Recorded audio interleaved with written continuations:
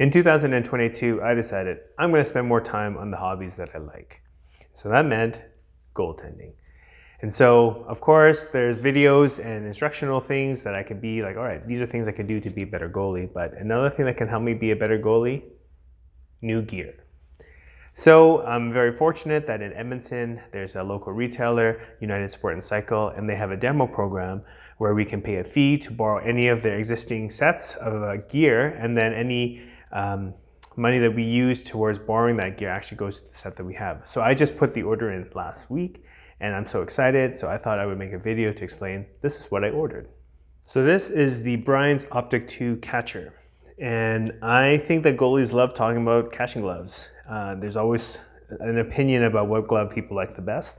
And ultimately, the reason why I picked this glove is its closure. I like its, Brian's call it their 40-degree closure. It's a very full hand close, the way that it comes like this. And I just think it's really comfortable in the hand. And the way that the glove closes is also really nice seal along the way there. Also, it presents really big, and I find that anytime I just have the glove out, it seems to be really good at being at least able to present for the shooters. The other thing that I like about this, that in the demo program they have the single T and the double T. I like the double T because it catches and things just kind of die in there. It also is helped by the skate lace pocket. So that's the option that I've chosen to go with. There's also these eyes that are still there. One of the things I like about how they have designed the backhand, which is really nice, is that here there's no loop that I have to go through. It just kind of comes down, and this comes up like that, and so I'm right into the backhand. So I can always be able to manipulate at least the strapping in the back there for me. And then the other strap opens up, so this actually opens up really big, and I like this because it lets my glove dry very nicely. I do prefer to have my glove closed pretty tightly, so it's nice that they have these strapping here, so that I can go over with my fingers, but I haven't had to play around with that one as much. Now for the BOA system, which is one of the things that's been in the gloves for a little while now, I think it's nice. I haven't had any issues with it loosening. The one issue that I have not figured out my best solution yet is I find that this part of this cord, sometimes when I crank it down hard, it kind of cuts into my hand. But haven't figured out a solution yet. But yeah, when I lock it in and I close it like this, it can kind of just start cutting right here over my finger or over the knuckle. So I feel that sometimes, but that would be my only issue with the glove so far. But I just love the way that it closes. I love the way that it opens. It's going to be really snappy. I'm going to order with a Pro Palm just to extend the life as long as I can, because I think I'm going to really like this glove. So this is the Brian's G-Netik V blocker. And the main reason why I picked this blocker is because in this line, when they released it, they have something called Bri-Core, which is something that helps make everything a little bit stiffer, more rigid. And also I like the design of the G-Netik V sidewall more than I like the Optik 2. It's a bit stiffer. Actually, I feel it's a lot stiffer, just along here. And it also is a lot cleaner along the side here. Which I know sometimes it's because of the Optik 2, I find it sometimes a bit softer and it can kind of bow out.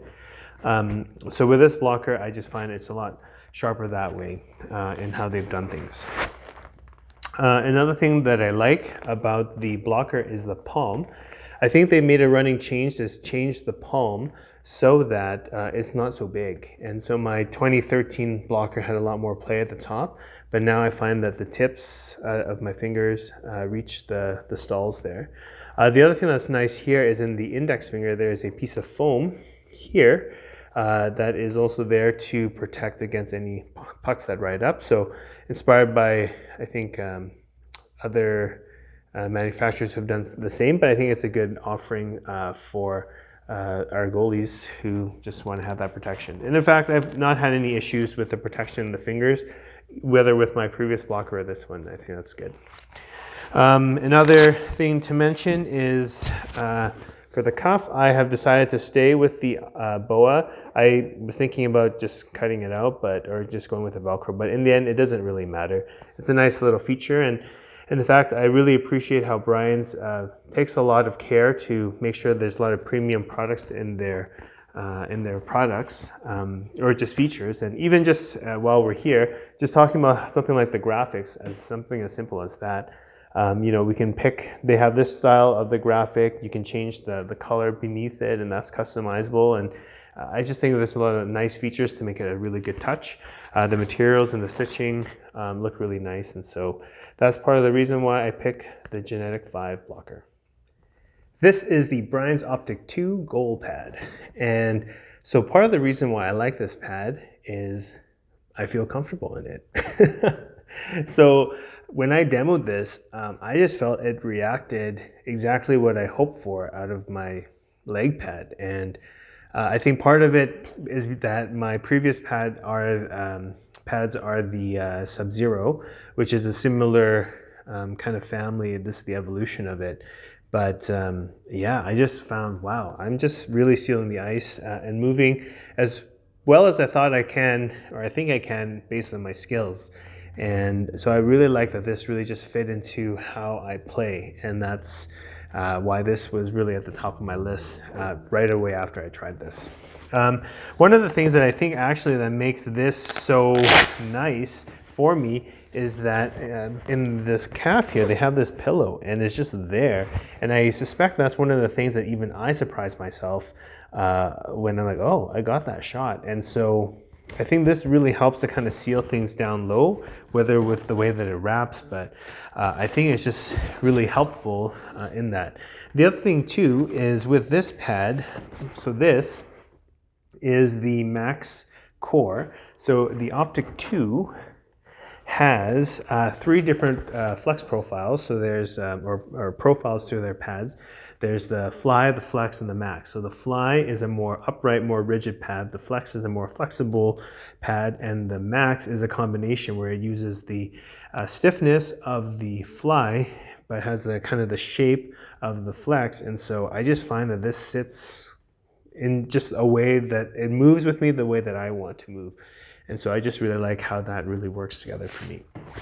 Another thing, of course, with Brian's is they have their Opti slide on the inside. So I found it to work really well. You know, I think I can slide, and it's nice to see these innovation in the materials that exist. And it is also really nice for just kind of on the wear spots that they have typically. So I think that's a nice addition. One of the things also just to mention is that I know that the trend has been so that the boot is more shallow compared to in the past. And so whereas my Sub-Zero pads were a 33+2, this pad is a 32+1. And I just feel that it fits taller. Part of it is the shape, but the boot is shallower. So that was something that was interesting for me to know, just as I was trying to figure out the sizing. And speaking of sizing, yeah, this is a 33+2 with a thigh rise, or sorry, 33+1. And you know, because of the way the shape is of the thigh rise, it's nice and thin, but it still is more straight compared to my current pads. And so, you know, I'm trying to figure out what I'm going to do. I put in the order actually for a 32+0.5 because I think it'll just match a little bit better for the way that I play and I move. But who knows, maybe with a couple more skates, I can be like, oh, I can get to the +1. So, so this is the back of the pad. The strapping, I think, does what it needs to. There's a strap on the upper calf, commonly referred to as the professor strap. It does what it needs to. I haven't really played too much more with it, but I think it's nice. The capping with the Velcro, funny how, you know, or it's cool that Brian's was the company that innovated this, and they're the ones who really kind of led the charge for people using Velcro in their gear. The wrap in the inside itself, I haven't had any issues. I'm sure there's always things that can be done, but I like how there are always little touches to make this a nice premium product. So they even have like some shirt grip here just to help with making sure you don't slip off. I like that there's the beveled edge so that, you know, my butterfly flare is not that great. So having that beveled edge helps me just to bring my pads together to squeeze in and not have too much collisions there. And yeah, down below there's the boot strap. This one has a cool, like a seatbelt material. I'm not sure how I'm going to stick with it or what I'm going to do for my pads. This is their smart toe system. It's got kind of this stretchy, wider stretchy material. They have a smart cord system, which I think I'll probably go with, or which I did order actually, with my set. One little touch again that I like, that all these little touches, is that there's actually a little hook that you can have here, so you can attach a thing so you can carry your pads. So I've seen that attachment. I think that's really neat, and that's something that I might want to do just to help carry my gear. But yeah, this is how this pad looks, and just to illustrate the thigh rise, that's the difference between my current set and this is, so here is my current pad, and you can see this big S curve, and you can see how it's like that too. So comparing the two, you can see that there's a difference there.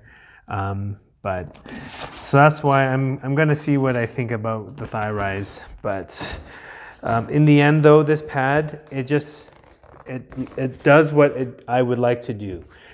So it's not getting in the way, and it's helping me, I would think. And so that's why I ended up going with the Brian's Optik 2. Thanks for watching this video. I hope you enjoyed hearing my thoughts behind why I picked the gear that I did. I'm looking forward to making another video like this later this summer when I receive it. So feel free to leave a comment or to subscribe, and we'll see you in the next video. Thanks.